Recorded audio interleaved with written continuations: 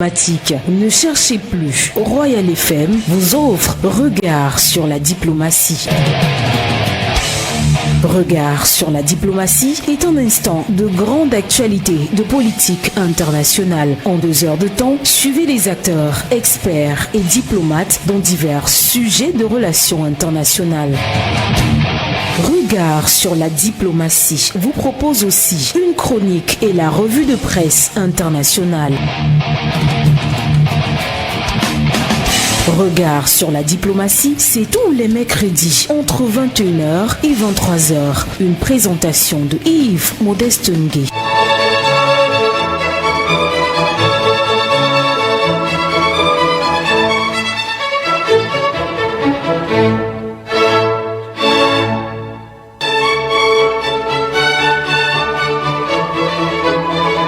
Dites à vos pays que le Cameroun souhaite nouer avec tous, sans réticence ni exclusive, des liens solides d'amitié et de confiance. Notre place nous attend. Il nous tarde de la rejoindre afin de prouver à tous, ceux qui nous ont témoigné leur amitié, que nos actes seront à la mesure de leur confiance. Nous saurons, dans l'enthousiasme, bâtir une nation dont nos enfants seront fiers et qui, dans le monde, marquera sa place sous le triple signe de notre devise nationale.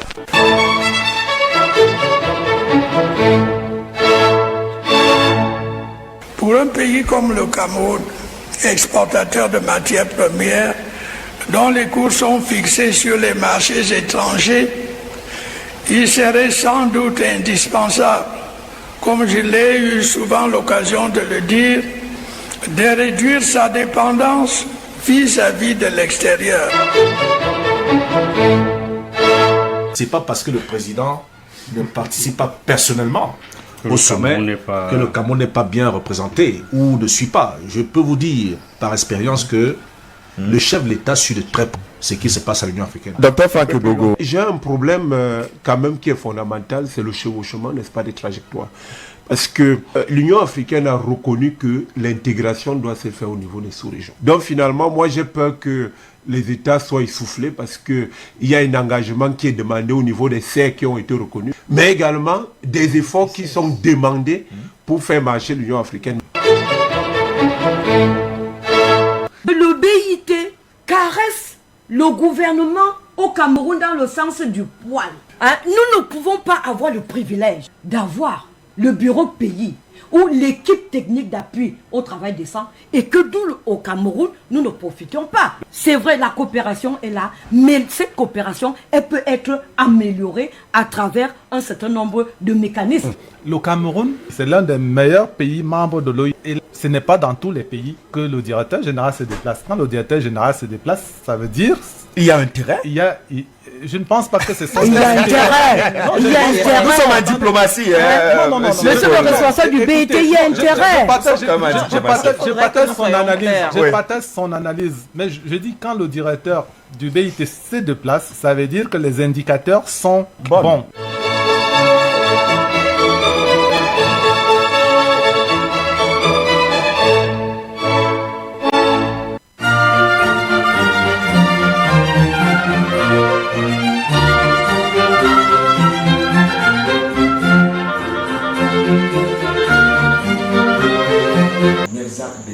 Bonsoir.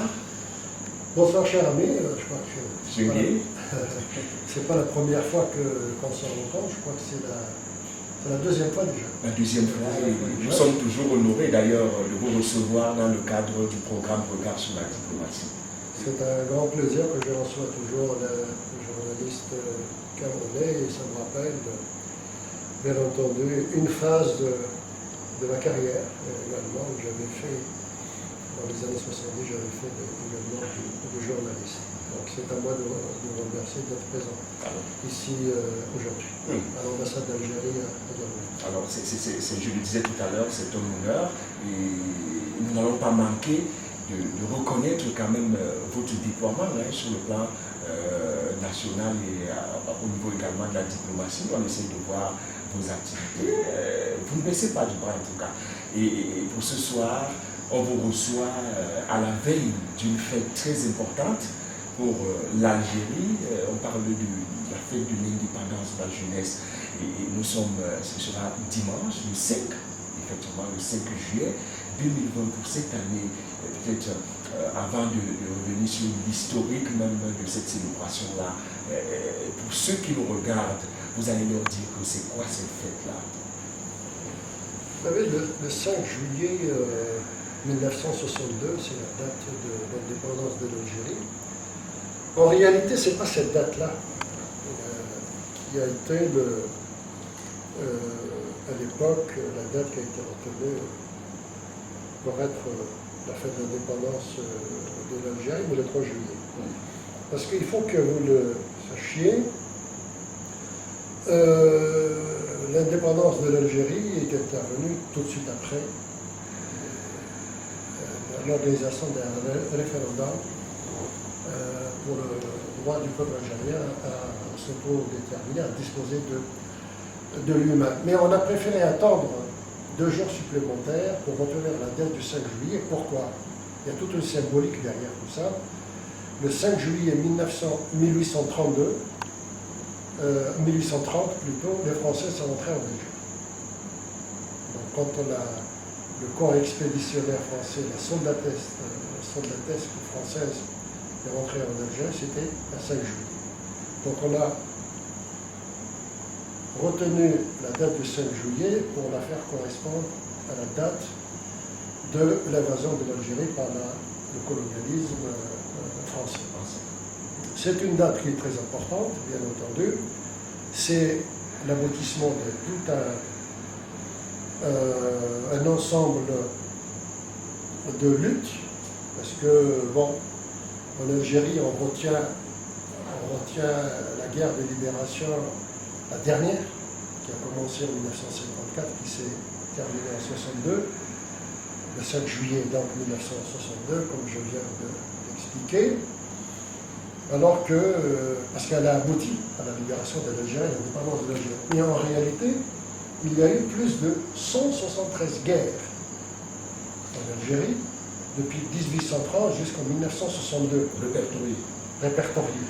Bien entendu, il y a eu Boubarla, par exemple, dont on vient de aujourd'hui même, le vendredi 3 juillet, on vient de recevoir des restes mortuaires. Quand je dis les restes mortuaires, c'est le crâne, c'est son crâne, surtout parce qu'il a été décapité. Il a été décapité avec l'ensemble de ses compagnons, dans Belkadida, Tietri. Il y a même un jeune de 18 ans, qui a été décapité. Je vous parle de ces luttes-là qui ont eu lieu de 1835 jusqu'en 1838 jusqu'en 1965. Je ne parle même pas de la guerre de libération qui a été menée pendant 17 ans par l'émir Abdelkader. L'émir Abdelkader qui est le fondateur de l'État algérien moderne. L'État algérien existait bien avant l'existence même des pays qui ont colonisé l'Algérie, et ceux qui ont colonisé les autres pays africains. Je pense au Congo, je pense au Mozambique, etc. L'unité de l'Algérie a été faite déjà pratiquement depuis plus de 2000 ans. Depuis plus de 2000 ans, et nous avons une civilisation plusieurs fois millénaire. Donc c'est une date qui est très importante parce qu'elle a abouti à toutes ces luttes-là, les 173 guerres que nous avons menées contre le colonialisme français. Nous avons une deuxième victoire. Absolument. Nous avons une deuxième date qui est la fête nationale officielle de l'Algérie. C'est le 1er novembre 1954. C'est là où la révolution armée a commencé. C'est celle-là qui est la fête nationale de l'Algérie. La différence entre les deux célébrations se situe à quel niveau et pourquoi? Ou alors laquelle des deux fêtes a le plus d'accent mis? Non, je pense que, bon, si vous abordez cette question sous cet angle-là, je peux vous dire que la fête officielle, c'est le 1er novembre 54. C'est celle-là que je fête, moi, chaque année, à l'hôtel Hilton. D'accord? Pour ne pas le nommer. Mais le 5 juillet 62, ça a été l'aboutissement de toutes ces luttes. L'aboutissement de toutes ces luttes, de toutes ces 173 guerres, qui ont abouti la dernière guerre de libération que nous avons menée, qui fêtait le 1er novembre. Le 1er novembre 54, qui a été le déclenchement de la guerre de libération, qui a abouti à l'indépendance d'Algérie en 1962, d'accord, a entraîné la mort de 1,5 million de martyrs. Par contre, si on comptabilise l'ensemble des morts qui ont eu lieu depuis 1830 jusqu'en 1962, il y a eu plus de 7 millions de personnes qui ont été tuées en Algérie. Je ne parle pas des destructions, je ne parle pas de blessés, etc., etc., etc. Plus de 7 millions. C'est un véritable génocide qui a été commis contre le peuple algérien. C'est un véritable génocide, n'est-ce pas? Et en Algérie, la mémoire est très importante. Est-ce que cet événement est donc célébré en Algérie? Lequel? Le 5 juillet. Bien sûr, absolument. Il y a des festivités qui ont déjà commencé. Et la particularité cette année, c'est laquelle? La particularité cette année, je vous remercie de poser cette question, c'est qu'aujourd'hui même, vendredi 3 juillet, nous venons de recevoir le premier lot, malheureusement, j'utilise le terme lot de crânes mortuaires de 24 combattants algériens. Sous la demande de l'Algérie? Bien sûr, nous avons demandé parce que ce qu'il s'agit aujourd'hui de faire, c'est récupérer sa mémoire pour construire votre avenir. Sinon, vous ne pouvez pas avoir d'avenir. Malheureusement, notre mémoire est de l'autre côté. Le Cameroun est confronté exactement à la même problématique. Moi, je me suis beaucoup intéressé depuis mon arrivée ici, et je travaille beaucoup avec nos historiens, avec notre direction générale des archives du Cameroun. Nous avons des projets d'ailleurs en commun, et nous avons même une convention sur les archives qui va être signée quand cette crise va nous libérer. Cette crise nous libérera et nous permettra d'enlever ces muselières que nous portons malheureusement aujourd'hui. Donc aujourd'hui même, nous avons reçu 24 sur les 84, je crois, si mes souvenirs sont bons, de crânes, donc mortuaires, qui vont être réceptionnés aujourd'hui. Et à partir de demain, ils auront droit à des funérailles nationales. Ils auront droit à des funérailles nationales pour vous dire que toute l'importance que nous accordons à la récupération de l'ensemble de notre mémoire. Parce que la mémoire, c'est aussi les archives, qui sont également, principalement Aix-en-Provence, et ce qui représente plus de 17 km de rayonnage, plus de 600 tonnes d'archives qui sont là-bas et que nous tenons et que nous allons récupérer. N'est-ce pas? Parce que vous ne pouvez pas construire votre pays si vous n'avez pas récupéré votre mémoire.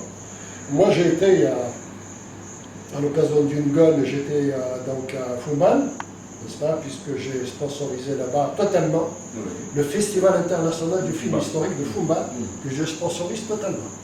J'ai fait projeter là-bas plus de 22 films algériens, n'est-ce pas, qui parlent de l'histoire de l'Algérie, principalement donc l'histoire de l'Algérie, et j'ai essayé d'associer également certains pays africains, dont par exemple la Tunisie, l'Égypte, le Gabon, le Sénégal, etc., pour que ce soit bien entendu avec l'accord et le soutien, à l'oublier, de Sa Majesté Ibrahim Joyambongo, le roi des Bamoun.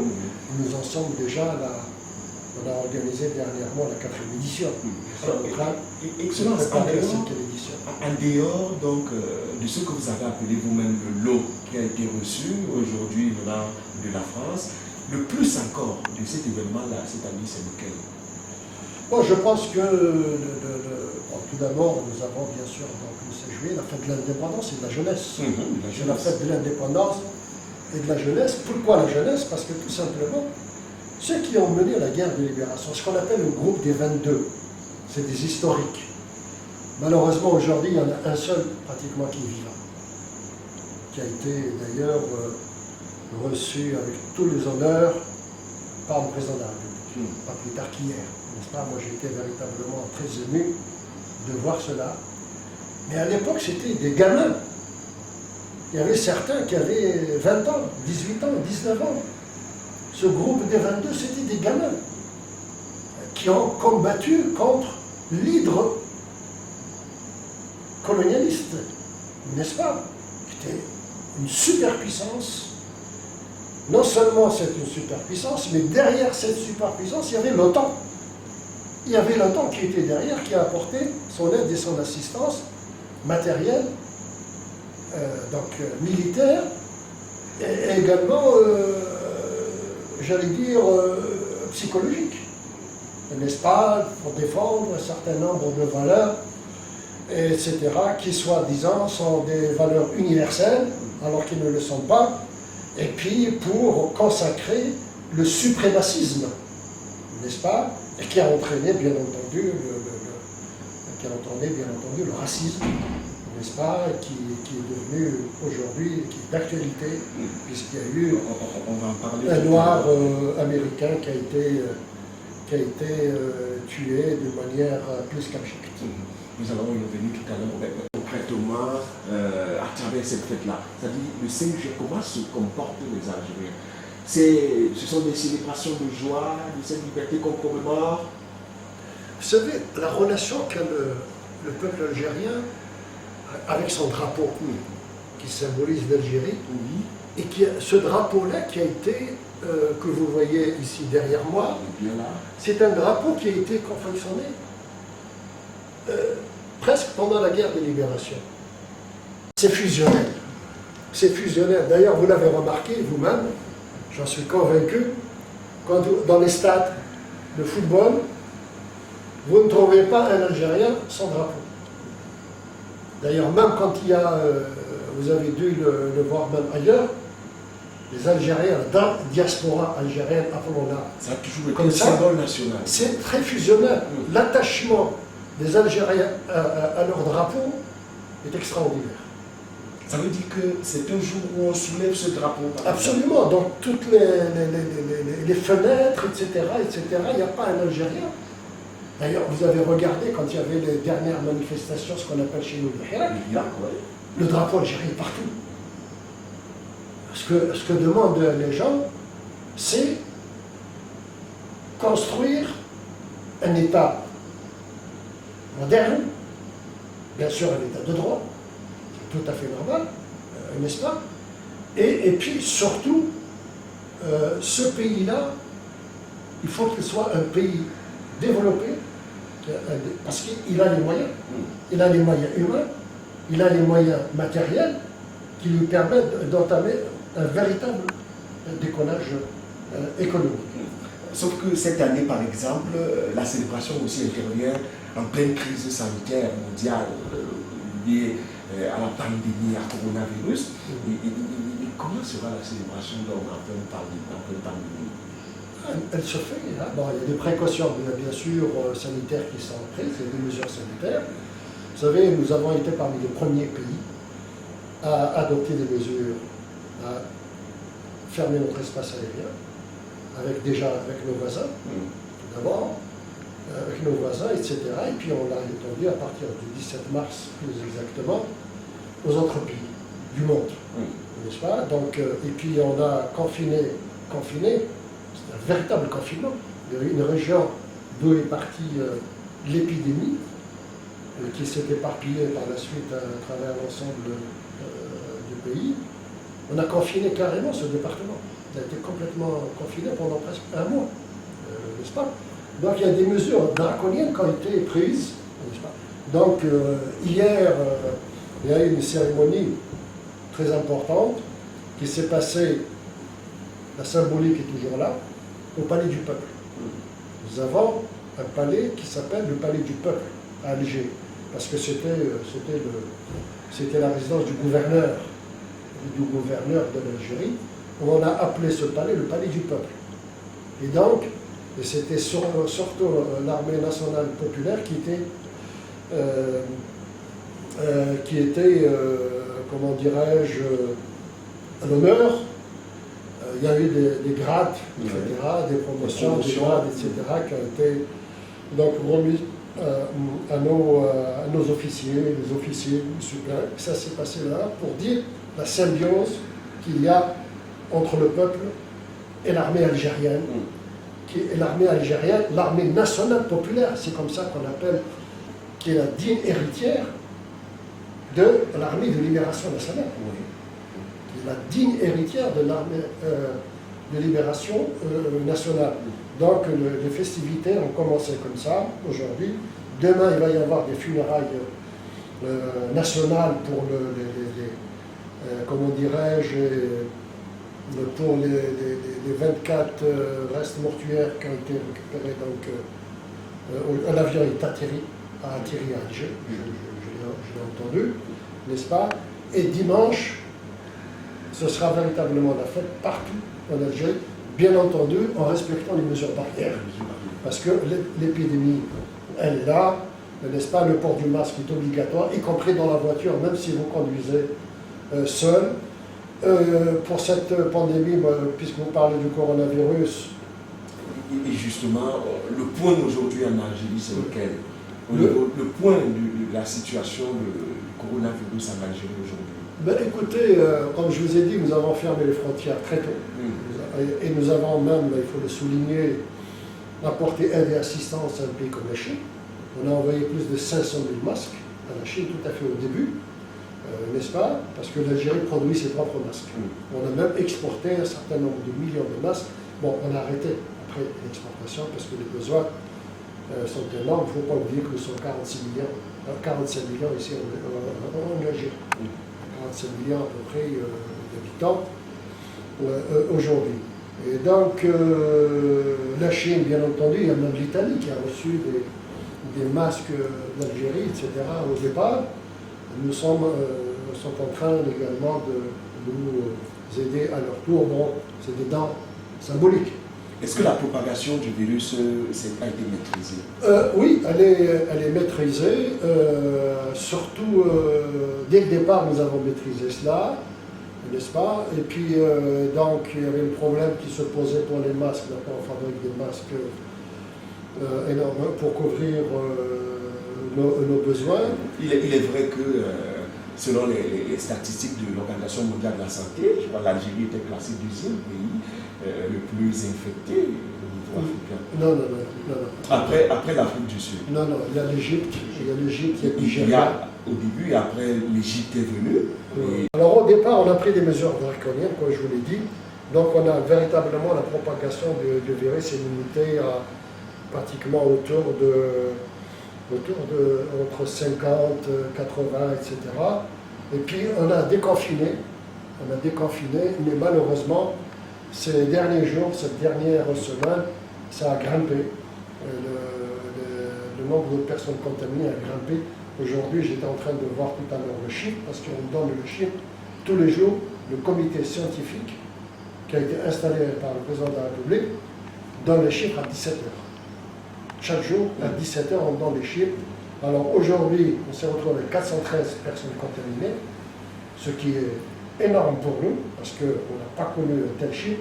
C'est encore un record aujourd'hui, n'est-ce pas? Chez nous, ça tournait toujours autour de 40, 50, etc.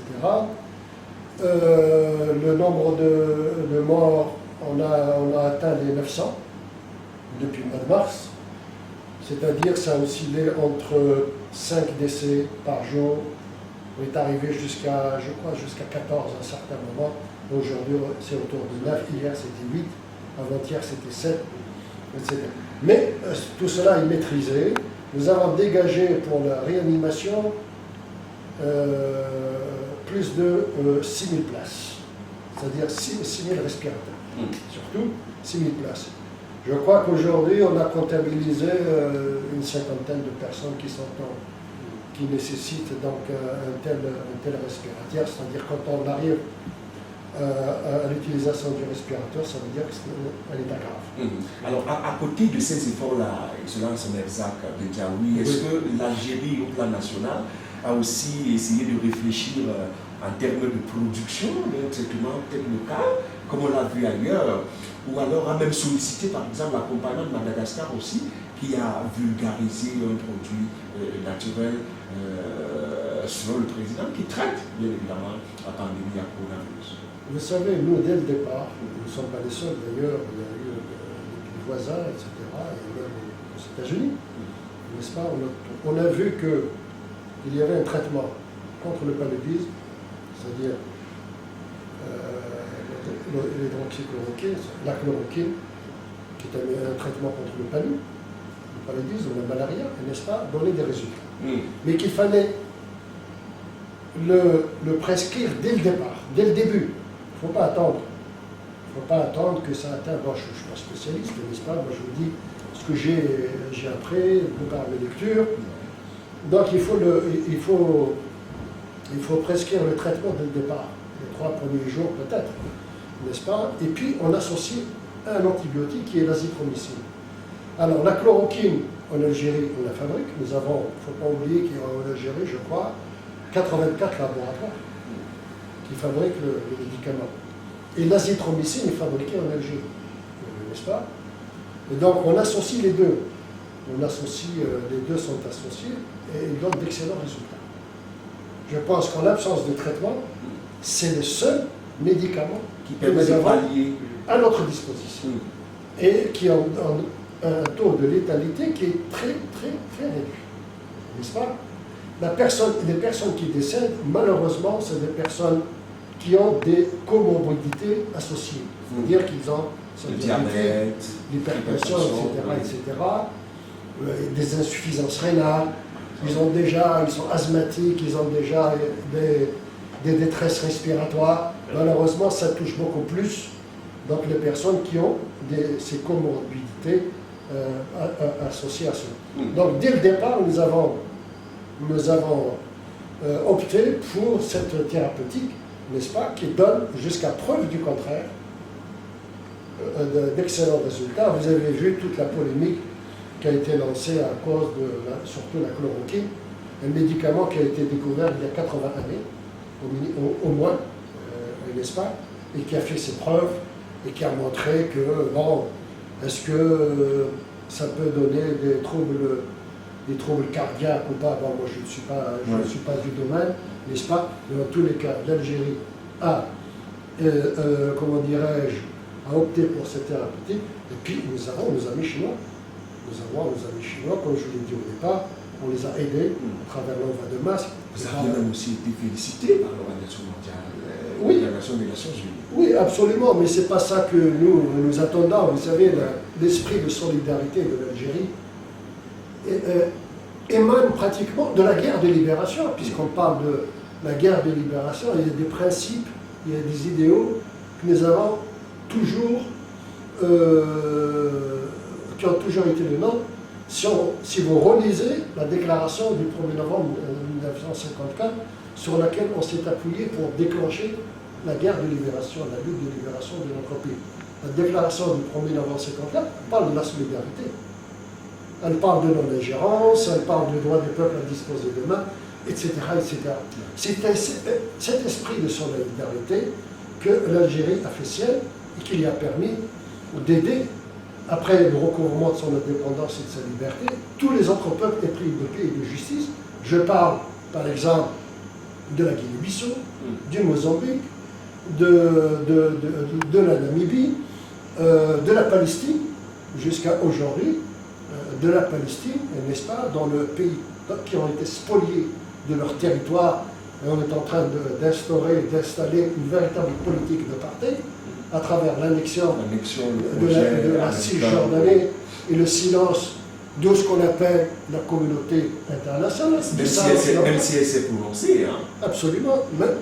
Oui, mais se prononcer du bout des lèvres, ce n'est pas se prononcer. Dénoncer, etc., c'est pas ça qu'on attend. Dénoncer, c'est facile. Le Sahara occidental également, l'Algérie, qui a elle-même connu l'organisation d'un référendum d'autodétermination, est en train également de demander, conformément à la légalité internationale, toutes les résolutions du Conseil de sécurité par l'organisation d'un référendum d'autodétermination du peuple sahraoui. Vous savez, la MINURSO, c'est la mission des Nations Unies pour l'organisation d'un référendum Sahara occidental. Le R de la MINURSO, c'est référendum, n'est-ce pas? Et l'Algérie a eu à connaître cela. Ce n'est pas facile. Ce n'est pas facile, malheureusement. Pourquoi? Parce que vous avez beaucoup de pays qui sont au Conseil de sécurité également, qui s'opposent à cela. Et l'entrée cette année, par exemple, du Kenya comme membre non permanent, est-ce que ce pays pourrait quand même apporter plus, peser aussi à son niveau pour que la... Non, mais ça c'est certain. Chaque pays qui rentre en qualité de membre non permanent au Conseil de sécurité va apporter un souffle nouveau, va apporter une idée nouvelle, va apporter, même si on n'est pas des membres permanents avec son droit de veto, n'est-ce pas, chaque pays qui rentre, et qui plus est quand il s'agit des pays africains, il y a quand même le Kenya, c'est un membre de l'Union africaine, n'est-ce pas, qui est en train de faire asseoir une certaine politique qui fera qu'à l'avenir, l'Union africaine sera de plus en plus écoutée pour que les problèmes africains soient pris en charge par l'Union africaine. L'Union africaine, nous sommes une union à l'instar de l'Union européenne. Les problèmes européens sont discutés par les Européens. Il n'y a pas de raison que les problèmes africains ne soient pas discutés au niveau de l'Union africaine. Très bien. Excellence, revenons au Covid-19. Oui. Avec, vous avez vu quand même depuis l'annonce de cette épidémie, devenue plus tard une pandémie. On a vu aussi le directeur général de l'OMS qui avait même prédit le pire pour l'Afrique. Et d'aucuns avaient pensé que le directeur de l'OMS avait vu très loin. Et aujourd'hui, lorsqu'on remarque, c'est vrai, peut-être qu'on ne pouvait pas classer au même piédestal ce qui se passe en Afrique qu'ailleurs, mais on voit quand même dans certains pays, on constate comme un pic de contamination. Alors face à tout ceci, Excellence, et la riposte africaine, que pensez-vous des mesures de lutte au niveau de l'Afrique? Est-ce que c'est vraiment insuffisant ou alors on résiste malgré tout? Non, je préfère commencer par ce que vous venez de dire à la fin. L'Afrique résiste bien, n'est-ce pas? Vous savez, quand vous êtes à la tête d'une organisation, d'une institution spécialisée donnée comme l'OMS, une organisation, vous êtes obligé de faire des études prospectives. Quand vous voyez les études prospectives, vous pouvez tomber juste ou bien tomber à côté. N'est-ce pas? C'est un travail qui se fait derrière un micro. Derrière un micro, on prend des chiffres ici et là, n'est-ce pas? Et puis on essaye de voir un peu comment ça va se passer ailleurs. Quand vous avez des chiffres qui sont terribles, de personnes contaminées en Europe, et puis cette progression exponentielle, n'est-ce pas? Vous vous dites, et qui ont un système sanitaire quand même performant, qui produisent le médicament, etc. Vous vous dites, si ça touche l'Afrique, ça va être une catastrophe. Je vous assure que nous qui ne nous occupons pas directement de cette problématique, on ne peut pas s'empêcher de ne pas se poser de questions. Se dire, effectivement, le système sanitaire en Afrique, il est ce qu'il est. Est-ce qu'il est capable, il est à même de faire face à la pandémie quand ça va nous toucher? Eh bien, c'est pas arrivé. C'est pas arrivé, pourquoi? Parce que l'Afrique a réagi d'une manière beaucoup plus importante aux frontières. Le Cameroun l'a fait. Je crois que le 17 mars, on a fermé les frontières, l'espace aérien camerounais. Il y a énormément de mesures qui ont été prises dès le départ. Et donc, et les cas de contamination, pourquoi l'Algérie est un peu, peut-être, il est plus exposé que le Cameroun, et la classification que vous avez donnée tout à l'heure n'est pas celle-là. Il y a l'Afrique du Sud, il y a l'Égypte, il y a le Nigeria, vous avez le Ghana, il ne faut pas l'oublier, le Ghana également, qui sont confrontés vraiment à une situation un peu difficile. Et puis vient l'Algérie, je crois, elle est en 4e ou 5e position, je ne me rappelle plus, parce que vous savez, les chiffres changent. Et puis, il y a également notre voisin, le Maroc. La Tunisie, bon, qui est en train d'ouvrir son espace aérien, parce qu'il ne faut pas oublier que ces pays-là, il y a des raisons économiques qui l'emportent. Est-ce que ce sont les... Alors, pour terminer, pour l'Afrique, n'est-ce pas, l'Afrique résiste. L'Afrique résiste. Et peut-être aussi, je ne sais pas, bon, on a parlé au départ du climat, mais on s'est rendu compte que le corps humain, il fait déjà entre 35, je crois, ou 37 degrés, et le virus résiste jusqu'à 65 degrés. Est-ce que nous ne sommes pas quelque part, avec toutes les pathologies qu'il y a en Afrique, le palu, les autres, Ebola, que sais-je encore, etc., peut-être que nous avons un système immunitaire plus performant, n'est-ce pas, qui nous permet peut-être de mieux résister, même si on dit encore aujourd'hui que le virus qui est parti de Chine, est devenu plus virulent encore. Il est beaucoup plus virulent. Je ne sais pas, moi je ne suis pas spécialiste, donc je vous dis un petit peu ce que j'ai lu un peu à droite et à gauche. Mais le constat est là, l'Afrique résiste. Quand on voit, par exemple, ce qui se passe en Amérique latine, même en Amérique du Nord, principalement aux États-Unis, ils ont dépassé les 2 600 000 personnes contaminées. Pas plus tard qu'hier, il y a eu 52 000 personnes qui ont été contaminées. Ils sont presque à 130 000 personnes décédées. Donc, et peut-être c'est aussi dû à la pharmacopée traditionnelle. Je ne sais pas, je ne peux pas vous répondre. Moi, ce que je peux, puisque vous avez parlé de Madagascar, je crois que c'est à base d'artémisia. Et l'artémisia, ça vient d'un arbre qui s'appelle le nîmes, je crois, si mes souvenirs sont bons. L'artémisia est utilisé ici. Les gens contre le palud, c'est pour prévenir le paludisme, n'est-ce pas? Les gens le prennent sous forme de tisane, sous forme pour venir. Je pense que la pharmacopée peut jouer un rôle. Je ne sais pas. Sincèrement, je ne sais pas. Je ne suis pas capable de vous répondre. De toutes les façons, l'Afrique continue de résister. Et on nous annonce d'ailleurs l'arrivée d'un vaccin, évidemment, qui aurait même déjà commencé à être administré dans certains pays d'Afrique. La semaine dernière, ça a commencé en Afrique du Sud. C'est vrai que déjà hier, il y a eu des manifestations, d'aucuns qui ne veulent pas. Alors, votre regard, Excellence Merzak Bediaoui, par rapport à ce vaccin annoncé? Ben, écoutez, je pense que le vaccin va régler le problème. S'il y a un vaccin, ça va régler le problème. Parce que là, vous savez, il y a certains qui font la comparaison avec on appelle ça la grippe espagnole, qui a entraîné la mort de millions de personnes, n'est-ce pas? Et ce vaccin, il est très virulent. Il est très virulent. Quand nous voyons aujourd'hui, il y a plus de 10 millions de personnes à travers la planète qui sont touchées, ce qui est étonnant. Et puis cette vitesse avec laquelle il s'est répandu à travers le monde. Donc, bon, c'est ça la mondialisation aussi. N'est-ce pas, de la Chine, ça a fait le tour du monde, pratiquement presque en quelques jours. Donc l'arrivée d'un vaccin est véritablement le bienvenu pour permettre justement aux humains qui habitent cette planète oui, absolument, de se réunir, mais qui donne à réfléchir aussi. Quand on parlait tout à l'heure de la solidarité qui est inscrite dans la déclaration du 1er novembre 1954, l'Algérie, dès qu'elle a eu son indépendance, elle a tout de suite prêté aide et assistance avec les moyens. Ces moyens, n'est-ce pas, pour faire entendre la solidarité. Et d'ailleurs, il y a un gros problème avec le vaccin ou le traitement qui a été trouvé par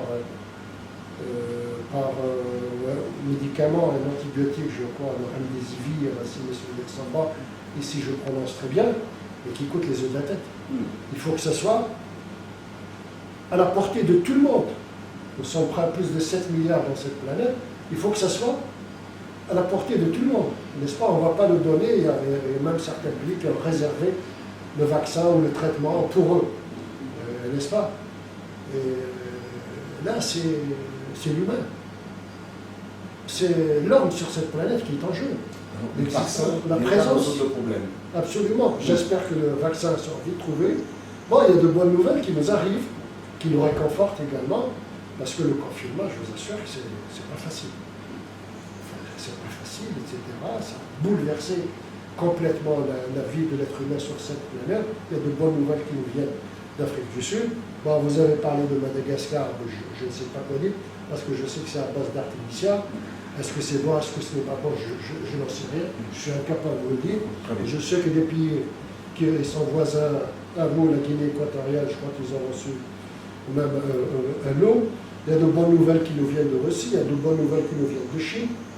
Il y a de bonnes nouvelles qui nous viennent également d'Europe. Et il y a également, j'espère qu'il y aura une bonne nouvelle qui nous viendra également d'Algérie. N'est-ce pas? Il ne faut pas oublier que nous aussi, nous avons plus de 84 laboratoires en Algérie qui sont en train de travailler. Réfléchis sur la question. Pas qu'ils réfléchissent, qui sont en train véritablement, qui ont mis la main à la pâte. N'est-ce pas? Parce que nous avons des compétences, nous avons des capacités qu'il faut bien entendu revaloriser, et nous sommes là. Et tous les jours, moi je vois de bonnes nouvelles qui nous viennent d'Alger. Les tests qui au départ étaient importés maintenant ont été faits sur place. Quand un pays comme l'Africain qui exporte des gants vers des pays européens, etc., vous me dites, bon, ce n'est que c'est considérable. Mais c'est quand même... c'est quand même très important. Il y a aujourd'hui des pays qui nous parlent de la dépendance sanitaire, qui importent des masques, qui importent, etc., alors que c'est des pays qui ont une puissante une économie développée et puissante. Donc il y a les respirateurs également que nous faisons, il y a même des tunnels de désinfection également qui sont fabriqués sur place. Il y a beaucoup de choses. Comme vous savez, quand vous libérez les initiatives, vous êtes toujours étonné, même ici au Cameroun. Là, au départ, j'ai vu qu'il y avait des Camerounais qui fabriquaient des fameux, comment on appelle ça, des fameux, des petits, pas des petits avions. Les drones? Les drones. Ils fabriquent des drones, etc. Ils sont partis de trois fourrières. Ils fabriquent des drones. Quand vous libérez l'initiative citoyenne, j'allais dire, là vous attendez vraiment à des choses merveilleuses. Très bien. Excellence Merzak Bediaoui, puisqu'on parle de l'Afrique, il y a quelques jours, le continent a célébré la journée internationale de l'Afrique. Alors face à ceci, on se souvient quand même que l'Union africaine s'est donné pour priorité cette année de faire taire les armes. C'est vrai que le slogan tombe au moment où le même continent doit quand même affronter la pandémie à Covid-19, on en parlait il y a un moment. Voilà donc l'Afrique face à tout ceci. Le regard que vous avez aujourd'hui de l'Afrique, c'est lequel et quelles sont les priorités du continent? Vous savez, les séquelles malheureusement du partage colonial sont toujours là. Nous sommes confrontés, comme je l'ai dit au départ, au problème des frontières. Les sages de l'OIA à l'époque, ils avaient parlé des frontières héritées à l'indépendance, n'est-ce pas? Frontières héritées à l'indépendance, ils ont été véritablement très sages de prendre une telle décision pour éviter justement tous ces conflits frontaliers. Nous avons également le problème du développement. Et le Covid-19 est venu nous montrer qu'il y a beaucoup d'efforts à faire. On a fait beaucoup d'efforts, mais ce n'est pas suffisant. Ce n'est pas suffisant. Mais le développement économique dans un monde comme le nôtre d'aujourd'hui, tel qu'il est organisé, rend difficile la tâche aux pays africains. Rend difficile la tâche. Ce n'est pas facile de se lancer dans un développement qui permette l'autosuffisance, qui permette à nos populations d'avoir un niveau de vie acceptable. Pourquoi je dis cela? Je pense à l'initiative algérienne qui a été lancée dans les années 70, Nouvel ordre économique international. Vous ne pouvez pas vous développer quand, comme le Cameroun et l'Algérie sont producteurs de pétrole et de gaz et les prix sont fixés ailleurs. Vous n'avez pas d'emprise sur cela. Quand l'échange inégal est là, vous exportez votre matière première, comme le bois par exemple, et vous recevez ce même bois sous forme de meubles, etc., vous payez avec une plus-value énorme. Et vous pensez que l'Afrique doit prendre conscience? Mais absolument, et l'Afrique a pris conscience, attention. Elle a pris conscience, les choses sont en train d'évoluer. Si on prend par exemple le cas de l'Afrique de l'Ouest, avec le franc CFA, qui va devenir l'éco, même s'il y a encore des incompréhensions. C'est une avancée. C'est une avancée, etc. On est ici en Afrique centrale, dans le cadre de la CEMAC, etc., on est en train de réfléchir. Parce que, vous savez, quand on gère les problèmes, quand on est responsable, il faut étudier le problème dans toutes ses coutures. C'est pas facile parce que des gens qui sont pressés, etc., d'aller de l'avant, il faut comprendre. Donc, c'est pour ça que je vous parle des séquelles de colonialisme, n'est-ce pas? Et l'Afrique est en train de faire un effort considérable. Bon, aujourd'hui, c'est un véritable gisement de matières premières, c'est un gisement de matières premières, certes, mais ces matières premières sont de plus en plus transformées. L'Afrique a pris conscience que si elle veut arriver véritablement à une autosuffisance, à un développement économique réel, n'est-ce pas, il faudrait véritablement prendre le taureau par les cornes pour essayer d'aller de l'avant. Et il n'y a pas que ce domaine, il y a par exemple, même sur le plan de la lutte contre l'insécurité, et par exemple le problème libyen, aujourd'hui on voit l'Union africaine se battre pour résoudre ce conflit-là. Est-ce que c'est quand même pour dire que l'Union africaine, malgré tout ce qu'on peut dire, est engagée à ramener cet engagement dont on parlait il y a un moment? Oui, bien sûr, c'est pour ça que je vous ai parlé tout à l'heure de cet ordre mondial qui a été conçu par d'autres et pour eux-mêmes. Et pour eux-mêmes, n'est-ce pas?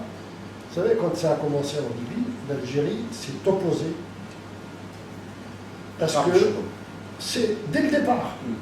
Dès le départ, elle s'est opposée à toute ingérence étrangère.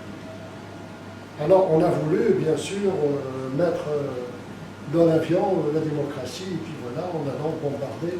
Le résultat était connu d'avance, On a détruit un pays et on a assassiné son chef de l'État. Un visionnaire. Qui avait comme projet la monnaie unique africaine. Il ne faut pas l'oublier. Il avait comme projet la monnaie unique africaine. Est-ce que ça s'est fait d'une bonne manière ou d'une mauvaise manière? C'est un autre débat. Autre chose. C'est un autre débat. N'est-ce pas? On a détruit ce pays. N'est-ce pas? Le Libyen, il vivait très bien.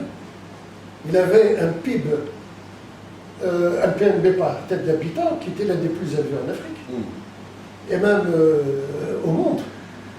N'est-ce pas? Il avait le logement, il avait le travail, il avait l'éducation qui était gratuite, la santé était gratuite. Aujourd'hui, il y a des ingérences qui viennent de partout. De partout. Et vous croyez que ces ingérences-là ne vont pas faciliter la tâche en tout cas. Mais c'est certain. Et puis leur préoccupation première, c'est pas la résolution du problème. C'est pas le citoyen libyen, c'est les richesses de ce pays. Effectivement, le pays. C'est un pays immense, un très grand pays, 1 million, plus de 700 000 km².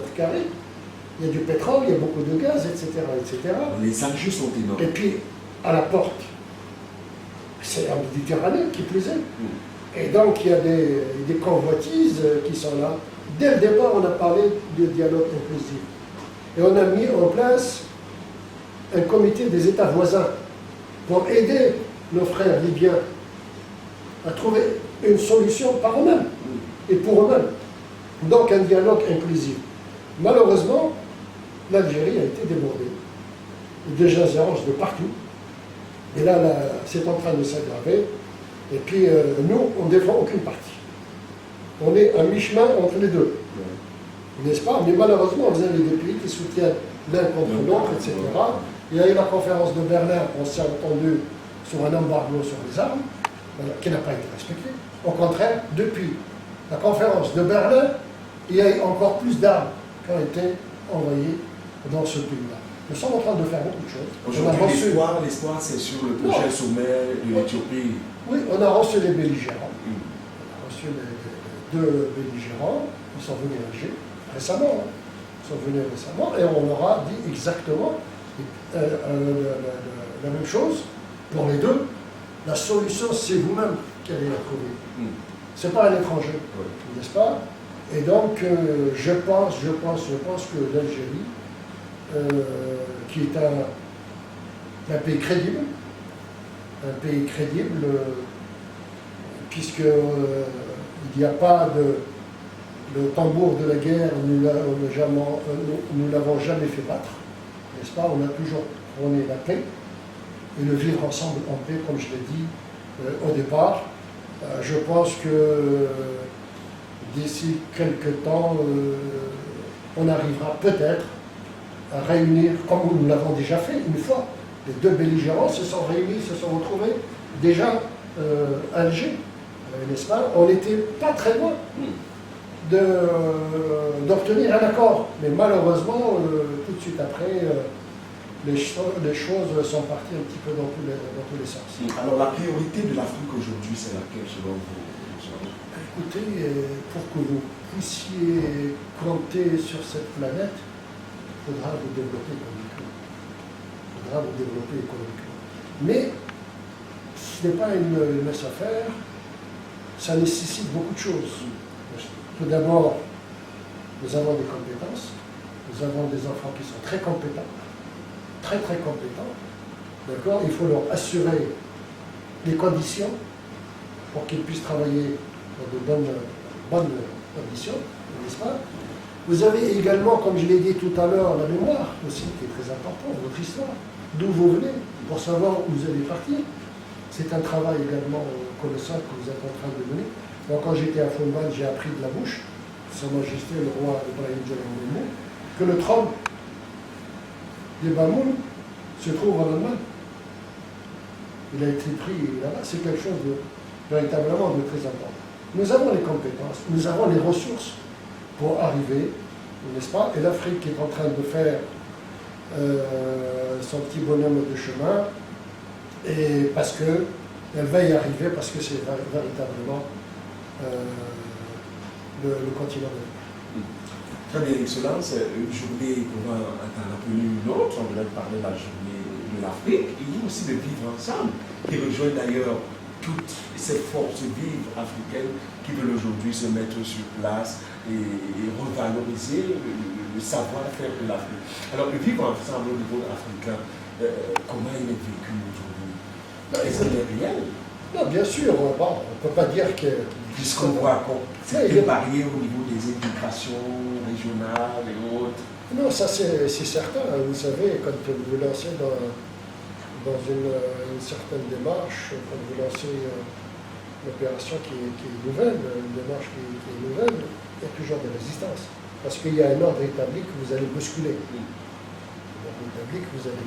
Donc forcément, il y a des résistances. J'ai parlé de monnaie unique africaine. Le siège est à Yaoundé. Le siège est à Yaoundé, n'est-ce pas, Yaoundé a été choisi. Ça avait été choisi ainsi. À l'époque, c'est une avancée. Vous voyez toutes les résistances auxquelles on est confronté pour avoir cette monnaie unique africaine. Bon, il y a l'Afrique de l'Ouest, qui a fait un pas en avant. Il y a beaucoup de pays, par exemple, le Nigeria, ils ont leur propre monnaie. L'Algérie, dès l'indépendance, elle a sa propre monnaie, qui nous permet aujourd'hui, d'ailleurs, le fait de battre nous-mêmes la monnaie, notre propre monnaie, le dinar, nous permet aujourd'hui de faire appel au financement non conventionnel, c'est-à-dire la planche à billets. Pourquoi? Parce que nous n'avons pas de dette. L'Algérie est un pays, je crois que c'est unique en Afrique, qui n'a pas de dette. Ce qui vous autorise à utiliser la planche à billets. Il y a uniquement les pays qui ont leur monnaie devise qui peuvent faire ça. Excellence, croyez-vous que ces éléments dont vous avez cité là sont si importants pour le vivre ensemble, alors qu'on voit encore, même au niveau des États africains, des petites tensions? Je ne voudrais pas revenir au fond encore, mais si je prends seulement le cas en date, actuellement on voit le projet de la Renaissance sur le Nil, qui divise l'Éthiopie, le Soudan et l'Égypte. Des situations comme ça, il y a même aussi ce projet continental, on a parlé de la libre circulation, du marché commun au niveau de la ZLECAf, le projet de la ZLECAf. Voilà les projets intégrateurs qui devraient, à ce niveau-là, les Africains devraient quand même fédérer pour qu'on comprenne que le vivre ensemble est réel.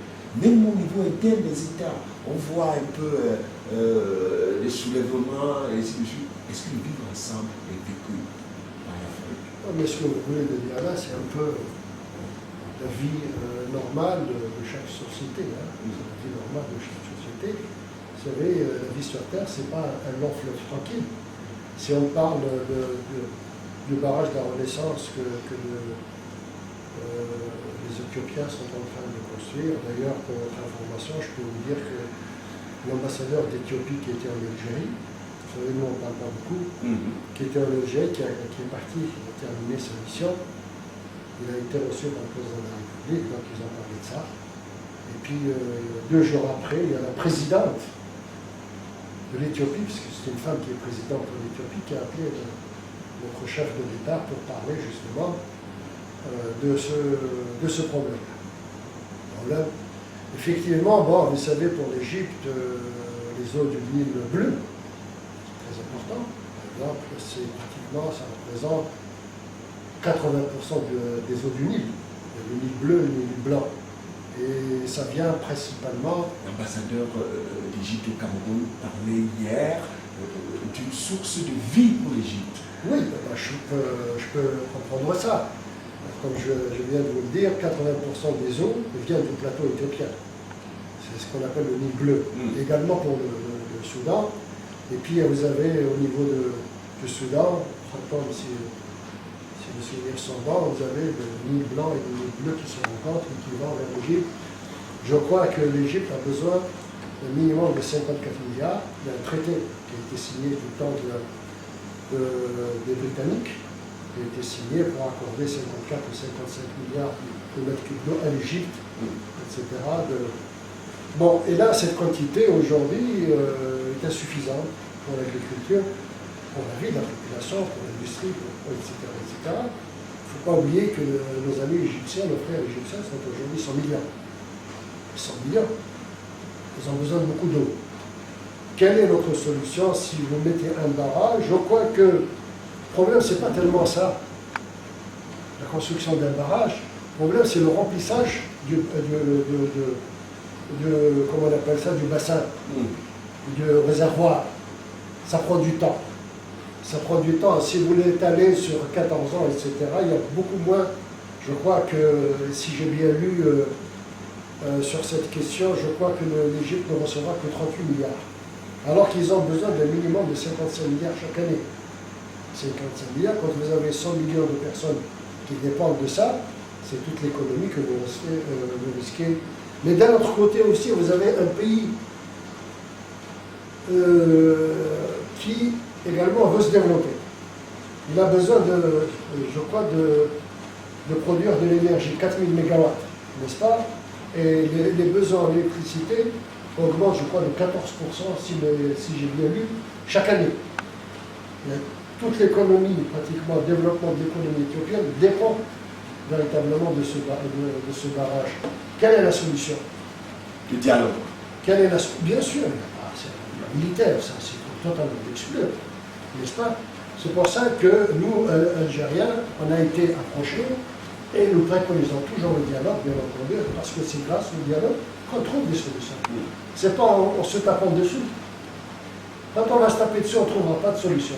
Parce que finalement, on va se retrouver autour de la table pour pouvoir discuter. Alors, voilà donc des éléments qui remettent à mal quand même le vivre ensemble, non? Absolument. Non, pas du tout. Je ne pense pas. On ne va pas remettre le vivre ensemble. En plus, c'est conjoncturel, n'est-ce pas? Le problème de l'eau. Il y a certains qui ont écrit que le problème de l'eau, c'est des guerres futures. C'est des guerres futures, n'est-ce pas? S'il y a des guerres au futur, ce sera à cause de l'eau. Et nous, en Algérie, nous sommes confrontés à cette problématique.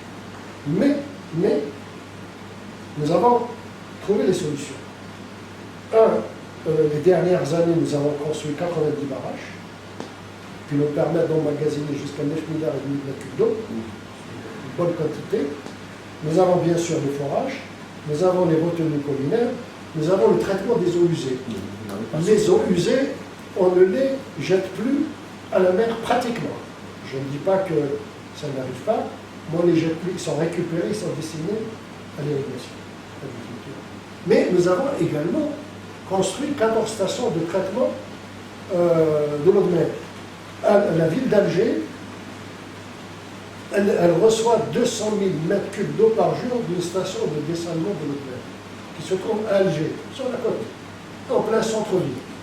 Nous avons une station qui traite l'eau de mer, qui dessale l'eau de mer, pour 200 000 mètres cubes. Nous avons l'une des plus grandes stations au monde qui se trouve à l'ouest de l'Algérie, dans la ville d'Oran, à 450 km à l'ouest d'Alger, et qui traite 500 000 mètres cubes d'eau par jour. Nous avons 14 stations que nous sommes en train de construire. Ou d'autres, n'est-ce pas? Mais, avantage également pour l'Algérie, il y a le Sahara, le désert algérien. Vous savez que nous avons presque 2 millions de kilomètres de désert, le Sahara. Et dans ce Sahara, nous avons plus de 55 000 milliards de mètres cubes d'eau que nous sommes en train d'ailleurs d'utiliser. C'est-à-dire pour une exploitation pour 6 000 ans. 6 000 ans, d'ailleurs nous sommes en train de fleurir le désert en Algérie. Le blé sur des hectares et des hectares, le goutte à goutte, les aspersoirs que nous utilisons, le goutte à goutte, etc. Il y a une ville qui se trouve dans l'extrême sud de l'Algérie, Tamanrasset pour ne pas la nommer, qui est à 2500 km d'Alger, qui reçoit de l'eau par un water pipe, qui transporte ce water pipe sur 770 km de la ville de Ain Salah, c'est une grande oasis aujourd'hui, qui va à l'extrême sud sur 770 km, qui transporte 150 000 mètres cubes d'eau par jour, c'est-à-dire la consommation journalière, quotidienne de Yaoundé. Pour 3 millions, un peu plus de 3 millions d'habitants, transporte, ce water pipe transporte 150 000 mètres cubes d'eau par jour. Ça a coûté pratiquement presque 3 milliards de dollars. Excellent, si on revient même sur le vivre ensemble, oui. Vous avez l'impression que les Africains vivent vraiment ensemble? Qu'en Afrique, le vivre ensemble est effectif? De toutes les façons, nous n'avons pas le choix. Nous n'avons pas le choix parce que quelle est notre solution? On a pris le problème du barrage de la Renaissance en Éthiopie. Vous avez le même problème qui se pose entre le Brésil et l'Argentine. Imagine les fameuses chutes de Guassou. Nous n'avons pas le choix de vivre comme on vit. Absolument. Non, pas de vivre comme on vit, de vivre mieux. Parce que quand les volontés sont fédérées, on arrive à de meilleurs résultats. Parce qu'il y a l'Union africaine. Que les volontés sont fédérées. Oui, absolument. Non, il faut être dans la vie, il faut être optimiste. Nous avons l'OUA qui est passé à un stade plus avancé, l'Union africaine aujourd'hui. On parle de quoi? On parle de développement économique à travers le Népal. Le Népal, c'est une nouvelle politique économique en Afrique, n'est-ce pas? Il y a des projets. Nous avons un grand projet qui rentre dans ce cadre-là, c'est la transsaharienne, qui va d'Alger jusqu'à Lagos, au Nigeria, n'est-ce pas? L'autoroute, elle est terminée en Algérie. On comprend qu'il y a déjà la volonté. Mais bien sûr, il y a plus que la volonté. Nous sommes passés déjà à l'action depuis plusieurs années. Depuis plusieurs années. Et puis il y a des branches qui vont aller au Mali, vous avez des branches qui vont aller au Niger, et puis on va arriver jusqu'à N'Djamena. Si vous êtes à N'Djamena, vous êtes au Tchad. Et je dis cela en pensant par exemple au futur port qui sera construit à 100 km à l'ouest d'Alger, à Al-Hamdaniya, ça s'appelle comme ça, cette localité. Alors vous recevez de la marchandise dans ce port-là, au bout de 7 jours, vous allez le recevoir en N'Djamena. Alors que si vous passez, vous prenez la côte par la voie maritime, etc., ça arrive peut-être à Kribi ou à Douala, et ça va mettre un mois pour arriver jusqu'à N'Djamena, si ça arrive. Donc il y a des projets, il y a l'optique, et la fibre optique aussi, qui va aller tout le long. Également, il y a le fameux gazoduc entre le Nigeria et l'Algérie. Le Nigeria va exporter son gaz, au lieu de le liquéfier, etc., la liquéfaction du gaz, coûte horriblement cher. On peut tout simplement encourager ce qui est déjà fait. Non, mais c'est comme ça. Malheureusement, le monde est ainsi fait. Vous savez, je vous ai dit encore une fois, quand il y a quelque chose de nouveau, il y a toujours des résistances. Vous avez vu le gazoduc qui va, le Nord Stream 2, qui va de Russie vers l'Allemagne. Vous avez toutes les situations de blocage auxquelles est confronté, les sanctions contre les entreprises, etc. Vous vivez dans un monde, il est ce qu'il est. L'ordre économique international, il est ce qu'il est. On doit s'adapter tout simplement. Enfin, il ne faut pas s'adapter, ça veut dire vous l'acceptez. Non, il ne faut pas l'accepter, il faut le remettre en cause. D'ailleurs, il y a beaucoup de pays qui sont en train de le remettre en cause. Vous avez les BRICS, le Brésil, même si le Brésil aujourd'hui, bon, il y a une autre politique, mais ce n'est que momentané. En tout cas, on peut conclure que l'Afrique peut encore le faire dans sa dynamique aujourd'hui volontaire qu'on essaie d'observer un peu partout. Alors, Excellence, je voudrais qu'on comprenne notre champ. Vous avez suivi cette actualité, elle a vraiment fait beaucoup jaser à partir de la base et même au niveau mondial. Il s'agit du racisme aux États-Unis. Vous avez vu comment un Afro-Américain au nom de George Floyd a froidement été assassiné par un policier blanc. Alors ceci a remis en cause le problème, la problématique raciale encore aux États-Unis. Ça a été un soulèvement total. Le mouvement a été perpétré même jusqu'au niveau africain. Mais comment c'est le pays qui est supposé nous enseigner comment nous comporter, qui se comporte de la sorte. Alors, est-ce que vous pensez qu'aujourd'hui, en 2020, au XXIe siècle, et aussi après tout ce qu'on a vécu jusqu'ici, que la question raciale soit encore remise à l'ordre du jour? Malheureusement, oui. Malheureusement, oui. Vous savez, moi je me rappelle, j'étais à Alger, il y avait un ministre d'un pays, donc vous devinez lequel, qui avait dit, vous les Algériens, arrêtez de regarder dans le rétroviseur de l'histoire. Je suis obligé de regarder dans le rétroviseur de l'histoire pour pouvoir aller de l'avant avec vous. N'est-ce pas? Bon, je pense que ce qui est arrivé pour ce pauvre malheureux George Floyd qui a été assassiné d'une manière abjecte, n'est-ce pas? D'ailleurs, c'est tout dire. I cannot breathe, je ne peux pas respirer. Ça veut dire que sur cette planète, il y a des gens qui ont le droit de respirer, il y a d'autres qui n'ont pas le droit de respirer, parce que c'est de ça dont il s'agit. Et ça, donc, ce décès-là a entraîné, il y a les feux de l'actualité qui se sont braqués, les lumières se sont braquées sur ce fait terrible, avec toute ce que ça symbolise, et puis ce que nous rappelle notre histoire. Vous avez connu le Code noir, et nous avons connu le Code de l'indigénat. Le Code de l'indigénat, les suprémacistes blancs existent jusqu'à aujourd'hui, n'est-ce pas? Je pense que ça a été véritablement une avancée, puisqu'il y a des statues qui sont en train d'être déboulonnées un petit peu partout. Moi, je peux vous avouer que j'étais en 1975, j'étais à Dakar, au Sénégal, je faisais un stage diplomatique là-bas, et j'avais vu le statut de Faidherbe dont on parle aujourd'hui, avec son épée, etc., qui était là, bon, alors que c'est lui qui avait dit, between the brackets, entre parenthèses, et dit qu'il a pacifié le Sénégal. Moi, ça me rappelle un autre général français qui avait sa statue, la place centrale d'Alger, le cœur d'Alger. Ce qui a été fait en Algérie, c'est qu'il a été déboulonné le lendemain de l'indépendance. Il a été déboulonné le lendemain de l'indépendance, et vous n'avez pas une rue en Algérie qui porte un nom étranger. Il n'y en a pas. À part quelques-uns, il y a une place à Alger qui s'appelle la place Odin, Maurice Odin. Maurice Odin, c'était un jeune mathématicien qui a été torturé, assassiné, parce que c'était quelqu'un qui soutenait la libération de l'Algérie, c'est mis du côté des opprimés. C'est un professeur de mathématiques à l'université d'Alger dont on n'a jamais retrouvé le corps. On n'a jamais, jusqu'à aujourd'hui, on ne sait pas où est-ce qu'il est. Et il fait partie des disparus de la guerre de libération algérienne. Il y a toute une place, une grande place d'ailleurs, vous avez dû la voir à la télévision, puisque les gens qui manifestent à Alger dans le cadre du Hirak sont là-bas, dans cette place-là qui s'appelle la place Maurice Audin. Nous avons un autre également, Maillot également, qui a combattu du côté des Algériens. Il y a uniquement ces gens-là. Et nous avons une avenue Kennedy. Pourquoi Kennedy? Vous allez me dire c'est un Américain, etc., etc.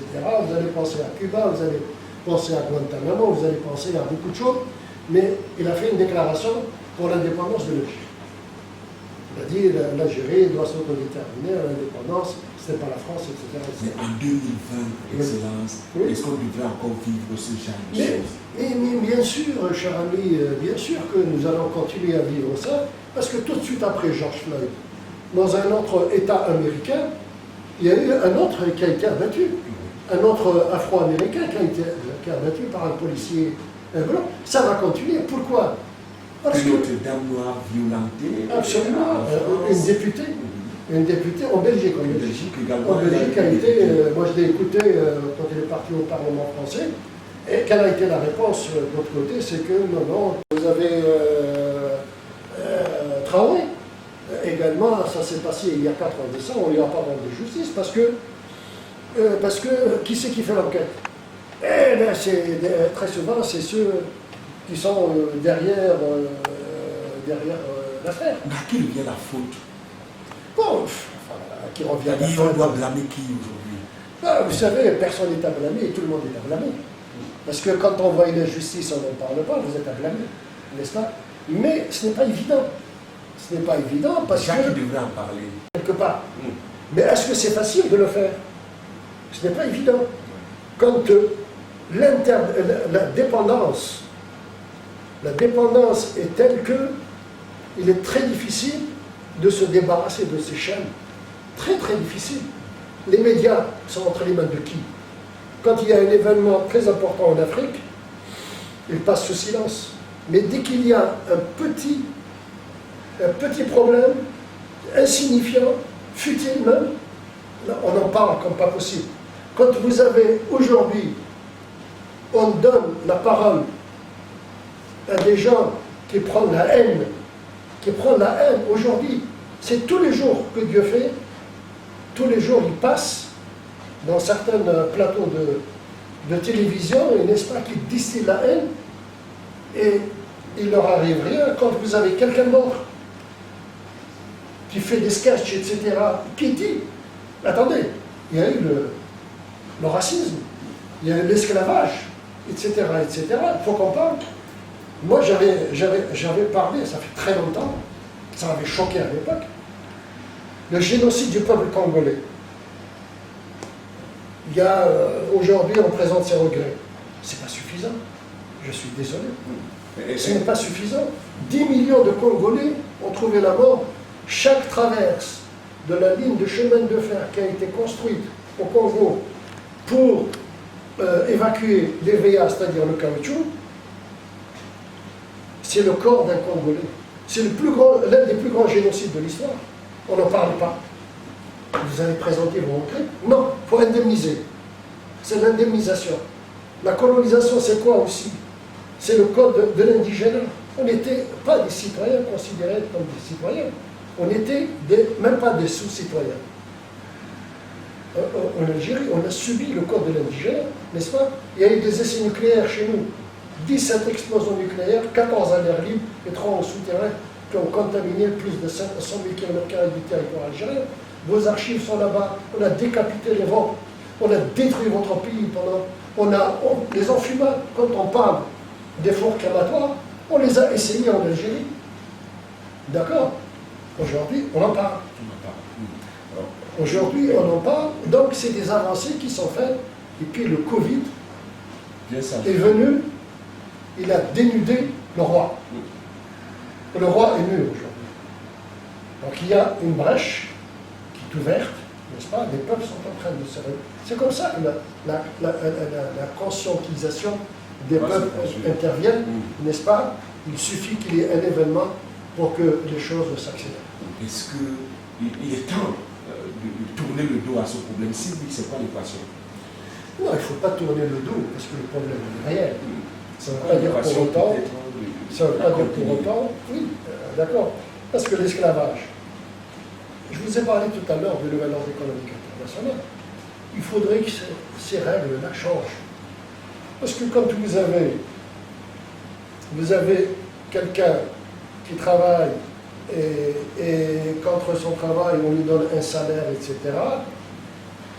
il y a un très bas salaire, etc. C'est un système esclavagiste. Donc ce capitalisme à outrance qui ne produit pas. Comment est-ce qu'on peut arrêter avec la question à ça? Il faut mettre au centre l'homme. Quand on produit au profit de l'homme, et non pas au profit d'une minorité. Quand vous avez aujourd'hui des milliardaires, etc., qui comptent chaque année, il y a certains, moi j'ai lu qu'il y a certains milliardaires qui ont, grâce à cette pandémie du coronavirus, ils ont accumulé encore d'autres milliards. Ce n'est pas normal.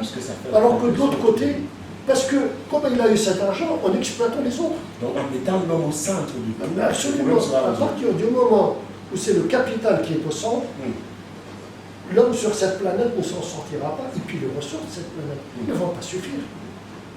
Les ressources de cette planète ne vont pas suffire à ce qu'on adopte cette espèce de, comme on disait à l'époque, l'American Way of Life. On ne peut pas continuer comme ça. On va, à ce rythme-là, on va tout épuiser. Et puis, les conséquences sur l'environnement, toutes les ressources de cette planète, on va les détruire, n'est-ce pas? Il n'y aura plus rien. Et on n'a pas de planète de recherche. On n'a pas de planète de... Donc, la problématique, elle est très compliquée. Tant qu'on ne mettra pas l'homme, l'être humain, l'humain au centre de tout, on n'y arrivera pas. Parce que là, vous avez des gens qui sont riches, ils sont une minorité. Vous pouvez imaginer qu'il y ait des gens qui ont 190 milliards de dollars, etc., beaucoup plus que le PNB d'un pays comme le Cameroun, de tout un pays. C'est l'ensemble des PIB de l'ensemble de la région d'Afrique centrale n'arrivera pas à ce total-là. C'est scandaleux, c'est pas normal. On passe à voir l'équation de la situation aujourd'hui. Merzak Bedjaoui, son excellence ambassadeur du royaume d'Algérie au Cameroun, de la République d'Algérie au Cameroun, nous vous remercions pour ce toute interview que vous accordez à la radio Royal FM, notamment au programme Regard sur la diplomatie.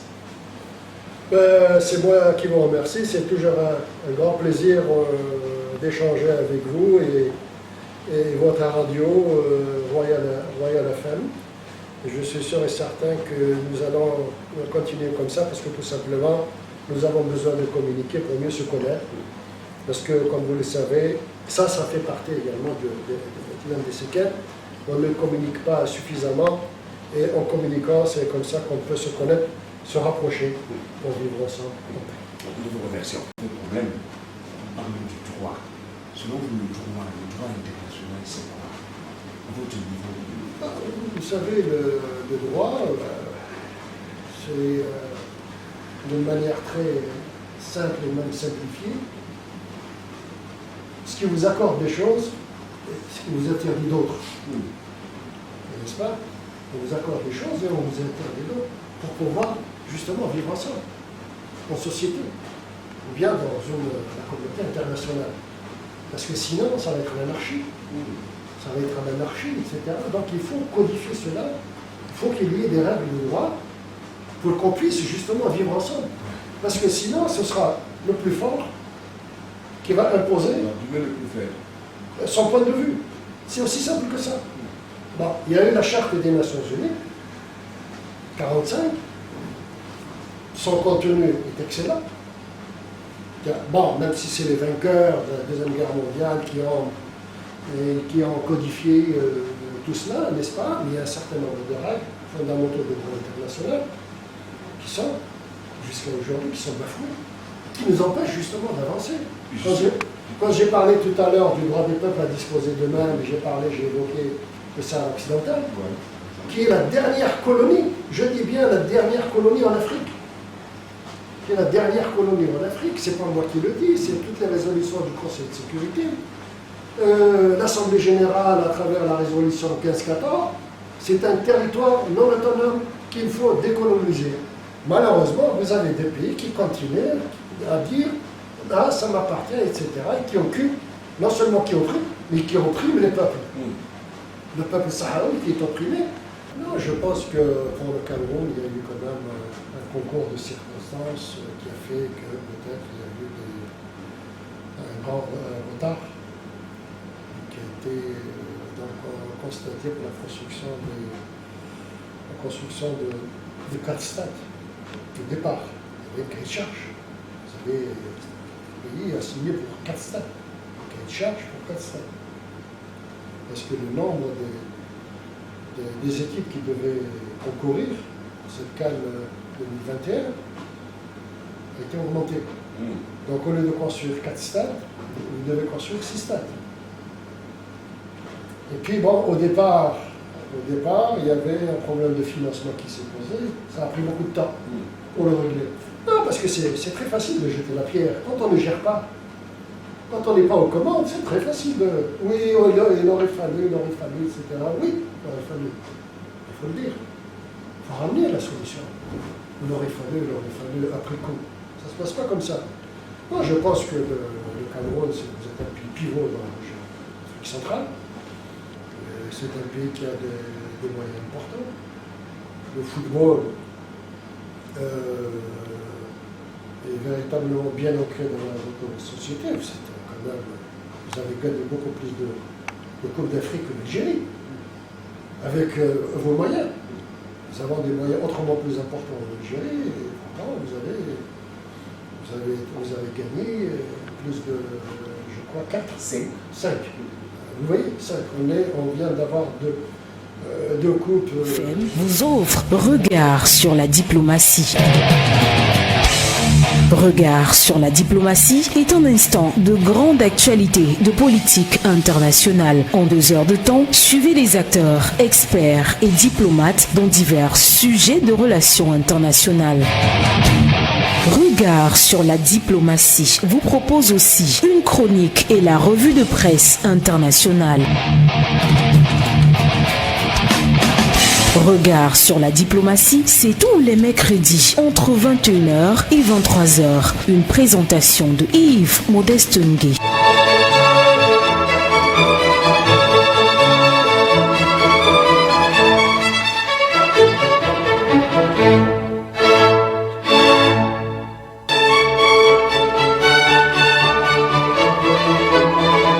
Dites à vos pays que le Cameroun souhaite nouer avec tous, sans réticence ni exclusive, des liens solides d'amitié et de confiance. Notre place nous attend. Il nous tarde de la rejoindre afin de prouver à tous, ceux qui nous ont témoigné leur amitié, que nos actes seront à la mesure de leur confiance. Nous saurons, dans l'enthousiasme, bâtir une nation dont nos enfants seront fiers et qui, dans le monde, marquera sa place sous le triple signe de notre devise nationale.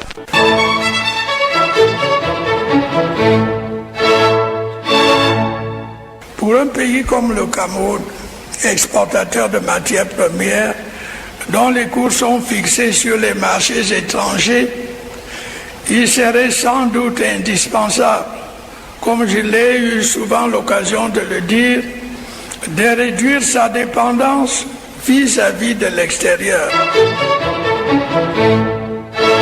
C'est pas parce que le président ne participe pas personnellement au sommet que le Cameroun n'est pas bien représenté ou ne suit pas. Je peux vous dire par expérience que le chef de l'État suit de très près ce qui se passe à l'Union africaine. Docteur Franck Bogo. J'ai un problème quand même qui est fondamental, c'est le chevauchement, n'est-ce pas, des trajectoires. Parce que l'Union africaine a reconnu que l'intégration doit se faire au niveau des sous-régions. Donc finalement, moi j'ai peur que les États soient essoufflés parce qu'il y a un engagement qui est demandé au niveau des serres qui ont été reconnus, mais également des efforts qui sont demandés pour faire marcher l'Union africaine. Le BIT le gouvernement au Cameroun dans le sens du poil.